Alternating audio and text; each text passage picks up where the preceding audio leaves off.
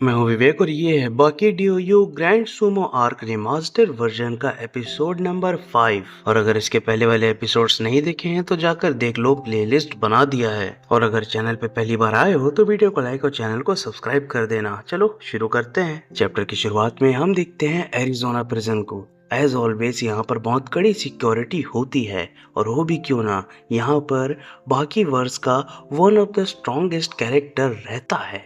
और यहाँ पर हम देखते हैं एक बहुत ही लग्जरी पार्ट इस एरिजोना प्रिजन का, और यहाँ पर कुछ चल रहा होता है।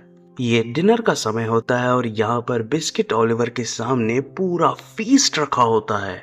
यहाँ पर veg non veg Manchurian, fried rice, noodles और साथ ही साथ हर तरह के जानवर, प्रॉन्स वॉन्स सब पका के रखा होता है ओलिवर के सामने। और यहाँ पर अकेले वो इसे गपागप खा रहे होते हैं।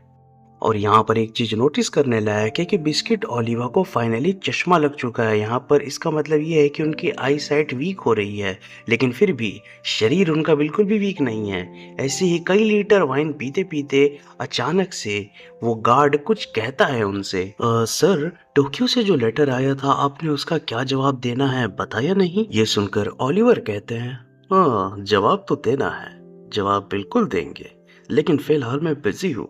10,000 कैलोरीज खाने में वक्त जो लगता है मेरे दोस्त। और हम देख सकते हैं कि अपनी पर्सनल सबसे बड़ी लाइब्रेरी में बैठकर वो 10,000 कैलोरीज वाली मील खा रहे होते हैं। और यहाँ पर इसके बाद वो तुरंत ही सिगार जलाते हैं और आराम से बैठ जाते हैं और कहते हैं, हाँ तो उस लेटर में क्या लिखा था?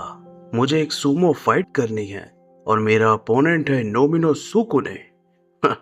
एक अमेरिकन होने के नाते वैसे तो मैं नहीं जानता सूमो, लेकिन फिर भी लड़ना तो पड़ेगा। बहुत हुआ। और इतना कहते हुए हम देखते हैं कि वो साबुत के साबुत सिगार को उछालते हैं और एकदम से बीच में लाकर इतना जोर से उसे मारते हैं कि लिटरली वो फ्रैगमेंट्स में बिखर जाता है। और तुरंत उठकर वो उस ऑफिसर से कहते हैं, तो हाने कवा, तुम्हें क्या लगता है मुझे सूमो नहीं आती, इसका मतलब मैं उससे वीक हूँ? क्या उन्होंने ऐसा कहा कि मैं सूमो नहीं जानता इसलिए नोबिनो सुकुने मुझसे ज्यादा स्ट्रांग है? और क्या तुम भी मानते हो कि वो मुझसे ज्यादा स्ट्रांग है?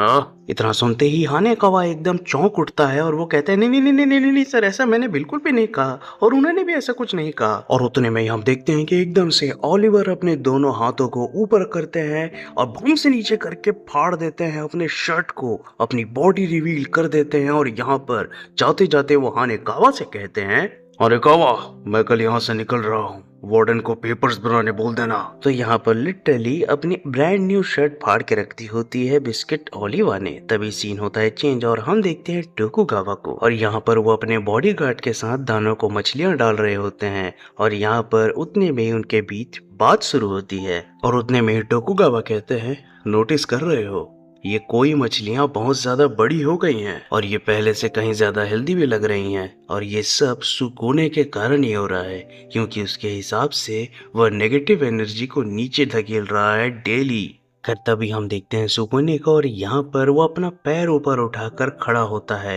एकदम सीधा मेडिटेटिंग पोज कह सकते हैं हम इसे उसका। और यहाँ पर उतने में हम देखते हैं कि एकदम से एक तितली उसके पैर के पास उड़ती है। और तभी बॉडीगार्ड टोकुगावा से कहता है, ये बहुत देर से इसी पोज में ध्यान लगा रहा है। तो यहाँ पर टोकुगावा उसे बताते हैं कि वो अपने शरीर में की इकट्ठा कर रहा है। खैर सिंपल भाषा में बताऊं तो वो अपने 7 चक्रों की ऊर्जा को एकाग्रचित कर रहा है। खैर ये तो और ज्यादा कॉम्प्लेक्स हो गया, लेकिन फिर भी समझ तो आ ही गया होगा। इसकी स्टेमिना लाजवाब है, ऐसा बॉडीगार्ड कहता है। उतने में हम देखते हैं कि तितली वहां पर उसके पैर में बैठ चुकी होती है और वो बूम से अपना पैर नीचे रख देता है। इससे इतना ज्यादा फोर्स जनरेट होता है कि आसपास सब कुछ एकदम हिल जाता है। और उतने में टोकुगावा कहते हैं, अगर तुम्हारी ट्रेनिंग हो गई हो तो मैं तुम्हें कुछ दिखाना चाहूंगा।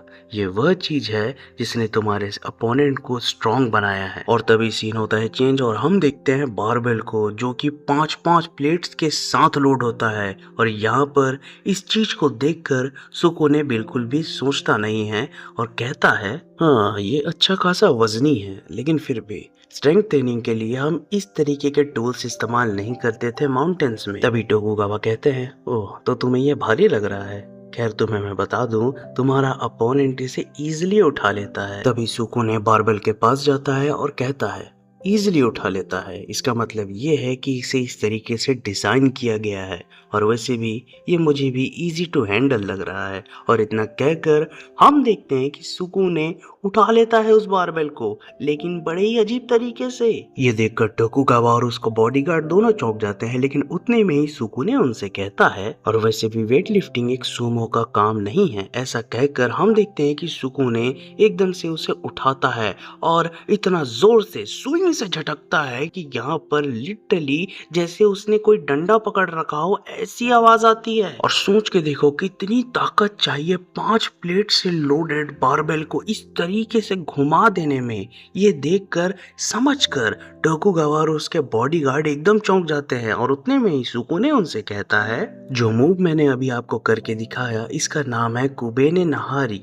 ये किसी अपोनेंट के ऊपर यूज नहीं कर सकते, सामने वाला मर जाएगा। और इसी कोल्ड रिप्लाई के साथ ये वाला चैप्टर समाप्त हो जाता है। लेकिन दूसरे चैप्टर्स में ऑलरेडी काम शुरू हो गया है, तो चिंता की बात नहीं है। बस इतना करो कि वीडियो को लाइक और चैनल को सब्सक्राइब करके रख लो। आज के लिए बस इतना ही। Love you all, I am out.